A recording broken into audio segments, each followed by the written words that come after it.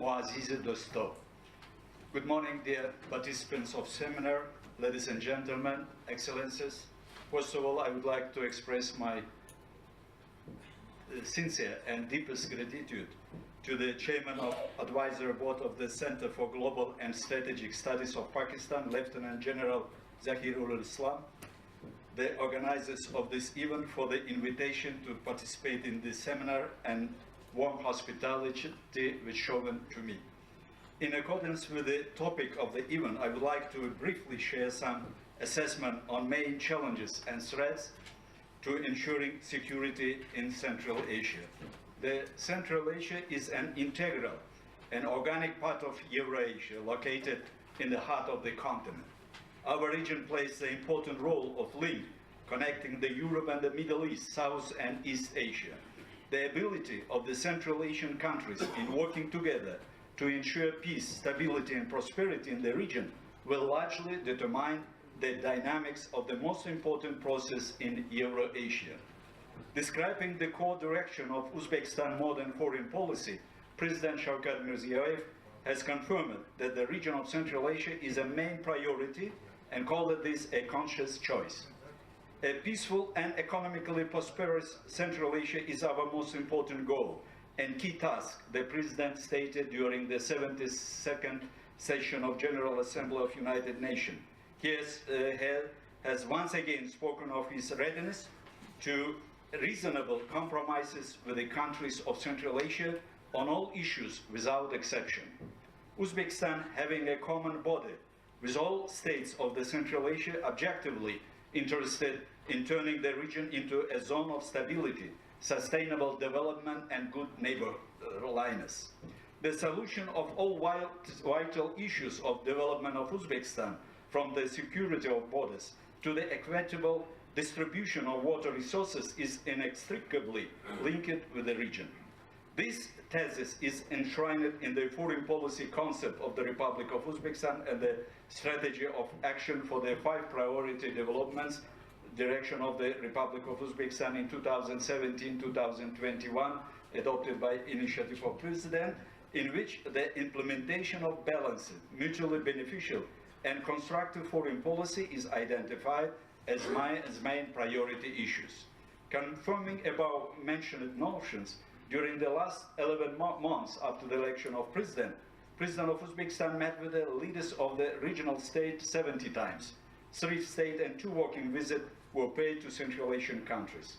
Cooperation of Uzbekistan with regional state is noticeably developing in trade, transport and investment fields. During a very short of time, the volume of trade turnover between Uzbekistan and Kyrgyzstan increased by 69%, with Tajikistan 22, Kazakhstan 11. A new level of political confidence in the region gave a powerful impetus to the development of institutions of public diplomacy, cultural ties, expanded contacts between bordering provinces, parliamentarians, public organizations and citizens. Today, thanks to the open, friendly and pragmatic regional policy of Uzbekistan, the countries of Central Asia began to talk less about disagreements, increasingly focusing on the need to find compromises on the most important regional problems. All this gives grounds for asserting that 2017 became a really historical, in many cases a breakthrough year for the people of our region. Thus, our nation have demonstrated their readiness and desire for cooperation and responsibility for common future. Being aware of indivisibility of security and the commonality of the historical destinies of people living in Central Asia, the state of region made concerted efforts, both bilaterally and multilaterally, aimed at ensuring peace and stability in the region. President of Uzbekistan stated, throughout the most difficult periods of modern history in our region, unlike many others, we were able to preserve peace and stability, avoid escalating local conflicts into a major interstate confrontation. Nevertheless, it was more prediction to be our region as the next Balkan of Central Asia. Today we can state with a confidence that the Central Asia countries share a common understanding of the need to counter modern challenges and threats, which can be achieved only with the active participation of all states of of the region. In particular, thanks to the collective will of regional states and wisdom of our leaders, without an exaggeration, a historical event took place. With the assistance of the United Nations, a zone free of nuclear weapons was created in Central Asia, first time in Northern Hemisphere. It is well known that Central Asia became the first region where a comprehensive and integrated implementation of the UN Global Counter-Terrorism Strategy was launched. According to the UN Secretary General, Mr. Guterres, the countries of Central Asia are an example in case of joint implementation of this UN strategy. Dear friends, at the same time, the growing geopolitical confrontation and the escalating tensions in a number of key regions of the world may have challenging effects to the emerging tendencies in Central Asia. In this condition, it is important to define the following as the main areas of cooperation in the field of regional security. First, fundamental condition for ensuring regional security is the preservation of the geopolitical balance in Central Asia. The main peculiarity of external actors in the region is the existence between them a different level of correlation of political, economic, and military strategic interests.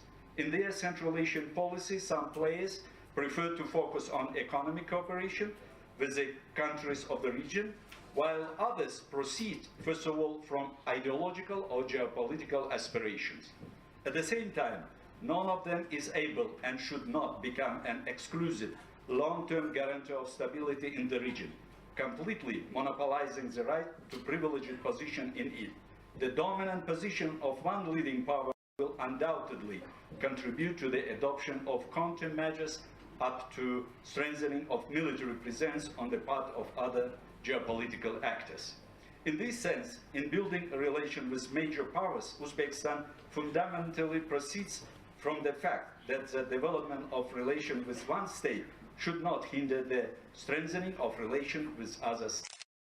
Uzbekistan pursues a military to withdraw from any interstate structures in the case of its transformation into military deployment of foreign military bases and facilities on its participate in operation abroad will only defend the security, stability, and national integrity of our country. The inclusion of this condition in the system of the country's foreign policy principles is dictated by objective realities that show a foreign military presence in the country does not give all guarantees of security, but only causes fears among neighbors, unreasonable militarization in the region. In our opinion, Central Asia should become a region of dialogue and cooperation rather than confrontation and collision. Secondly, today the world community comes to the common understanding that ignorance and intolerance is one of the key reasons for radicalization of individuals.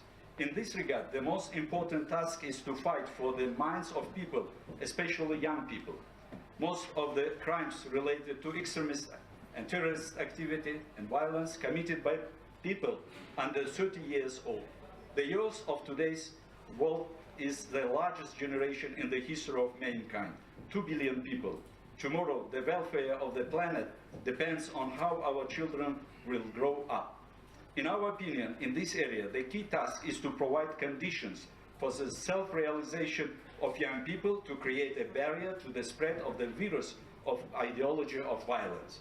In this regard, we count on the support of Pakistan for the initiatives of the leadership of Uzbekistan, on the adoption of the United Nations General Assembly resolution, education and religious tolerance, and the development of the UN International Convention on the Rights of Youth, the establishment of the Imam Bukhari International Research Center of Islam in Samarkand and the Center for Islamic Civilization in Tashkent. One of the major sources of threat to the regional and international security remains the ongoing conflict in Afghanistan, perhaps 40 years. Unfortunately, the current military and political situation in the country is largely uncertain and difficult to predict. This trend, especially in the backdrop of events in the Middle East, causes the concern of the world community in the context of actualization of challenges and threats of extremism, terrorism, and drug trafficking that affect the stability and security of not only Central Asia, but also in other regions of the world.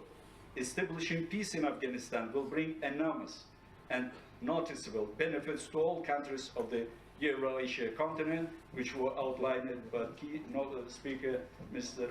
Janjua.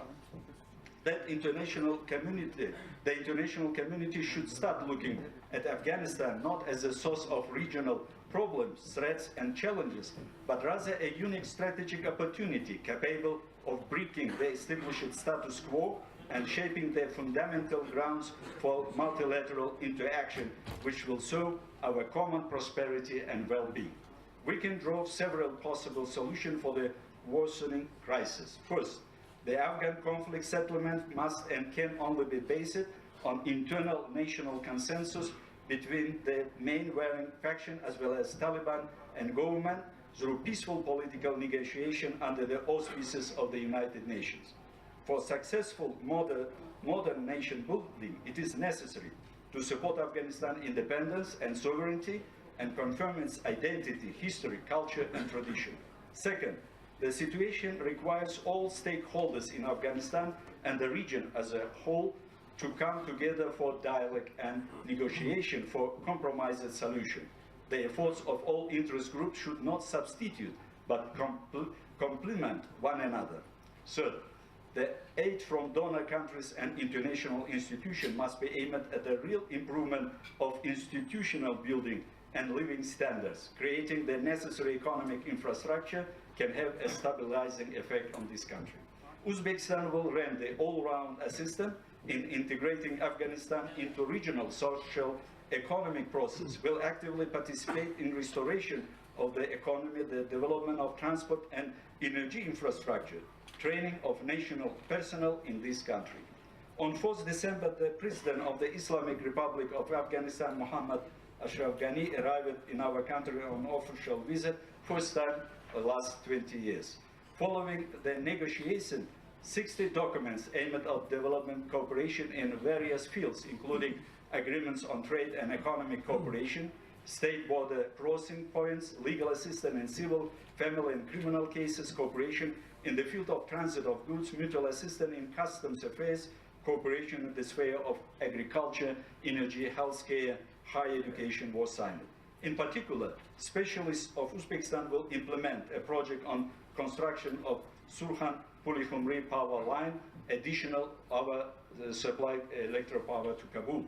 The joint construction of Mazar-e-Sharif, Shibergan-Maymana-Herat railway will be carried out.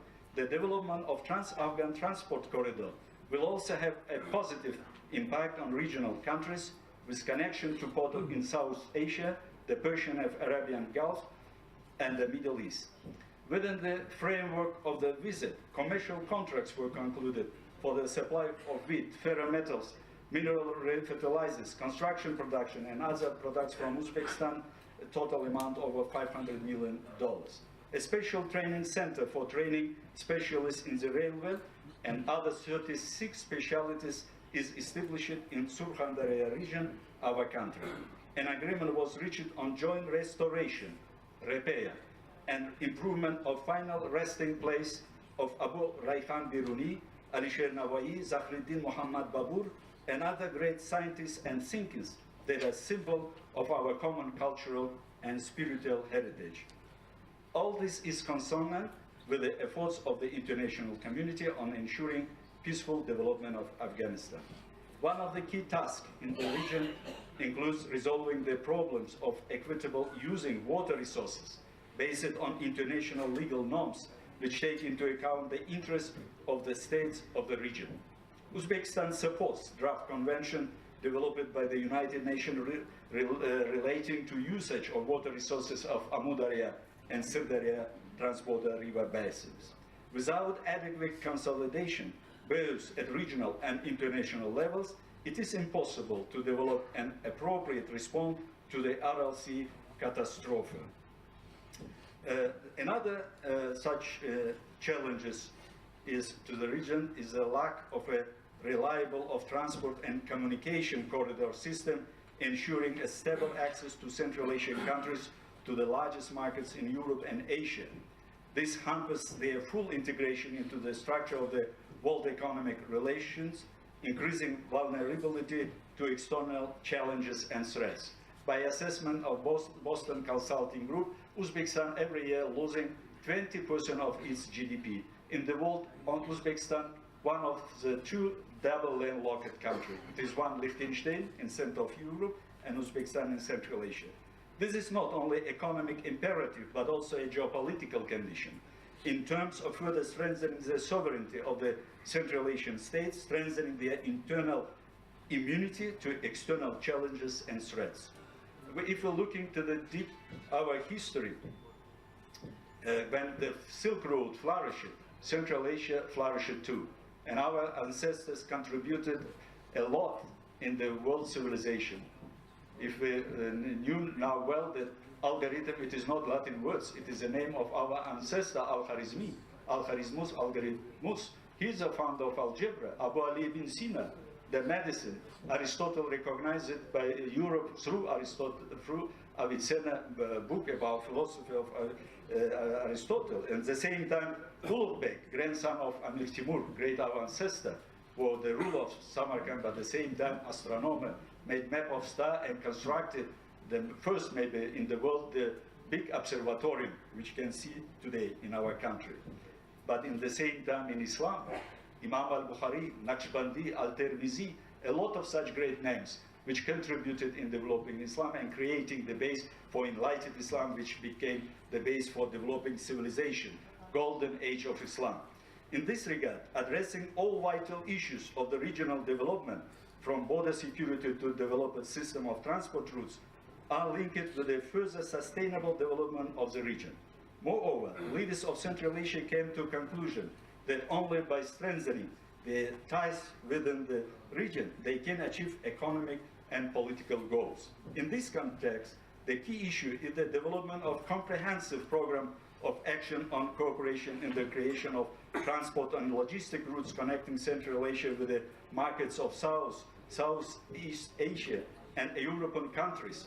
China, Kyrgyzstan, Uzbekistan, Afghanistan, railroad network could also be integrated into extensive network of transport corridors for One Belt, One Road, which is an integral part of the initiative of China Economic Belt of Silk Road, with the access to the ports of Pakistan and Iran in Indian Ocean. If we return back to Silk Road, to this time of flourishing, if we're looking, I worked as ambassador, it was named in Netherlands. I visited Amsterdam in the city museum. 12th century, it was a small village. In this time, Bukhara, Samarkand flourished. It was the center of trade, center of science and education. Ulugh Road in the madrasa constructed in Bukhara, the main obligation of each Muslim man and Muslim woman to be educated. So, but with the diminishing role of Silk Road, the shipway, camel could not compete. Certainly, Silk Road began to die. And at the same time, our economy became so weaker and weaker, and last decades, Central Asia lived in darkness and lost their independence. So, summarizing the above mentioned, I would like to express the opinion that there are no alternative to joint efforts in building a peaceful and prosperous Central Asia. The participants of the international conference in Samarkand on 10-11 November, dedicated to cooperation of Central Asia, welcomed the initiative of Uzbekistan on holding consultative meetings of the heads of Central Asia states to maintain a regular confidential dialogue and develop coordinated approaches on topical regional issues. At the same time, it is important to note that we are not talking about creating a new international organization in Central Asia or any integration structures with its charter and supranational borders. Dear participants of the seminar, currently, in confronting modern challenges and threats, bilateral and multilateral approaches are more important than ever. In this context, it should be noted that intensifying cooperation with Pakistan and the consolidation of efforts in ensuring regional security and fighting against terrorism are the most important direction of the foreign policy of the Republic of Uzbekistan. We express our gratitude to Pakistani side for participating in international conference in Samarkand on Central Asia, shared past and common future, Cooperation for Sustainable Development and Prosperity, with a representative delegation headed by National Security Advisor to Prime Minister of Pakistan, His Excellency Nasir Khan Janjua. An important role in the development of bilateral relations plays geographical proximity, centuries-old economic and cultural humanitarian ties, common regional tradition and customs. Trade and economic cooperation between our countries is developing dynamically. Since September 2016 to September 2017, 7 visits of economic delegation of Uzbekistan to Pakistan were organized. And from Pakistan to Uzbekistan, 26 delegations. One of delegation of Uzbekistan was headed by Deputy Prime Minister. And what I would like to outline that by opening direct flight in April this year from Tashkent to Lahore, the number of tourists rises more than 4,000 from Pakistan to Uzbekistan, when last year it was 340. We are in favor of continuing cooperation with Pakistan within the framework of international organizations, the United Nations, the SCO, OIC, and others. Uzbekistan firmly supported Pakistan's position in obtaining full membership in the SCO. We will continue to promote the constructive participation of our Pakistani partners in the activities of this organization. At the same time, I would like to mention that I am proud to contribute, I will possible to contribute in strengthening Uzbek-Pakistani relationship, being Minister of Foreign Affairs of our country. And in 2010, I had a visit here by invitation the Minister of Foreign Affairs of Pakistan, Mr. Qureshi, and I'm glad that I could see today some of our friends with whom we had good discussion and dialogue in this day. Thank you very much for your attention. Uzbekistan, Pakistan, Dosti, Zindabad.